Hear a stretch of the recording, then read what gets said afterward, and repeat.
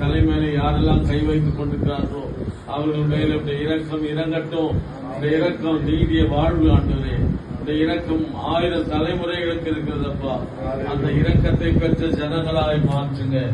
ஜனங்களை ஆசீர்வதிங்கப்பா. பாதுகாத்துக் கொடுங்க. இயேசுவின் நாமத்தினால் இருக்கிறார்.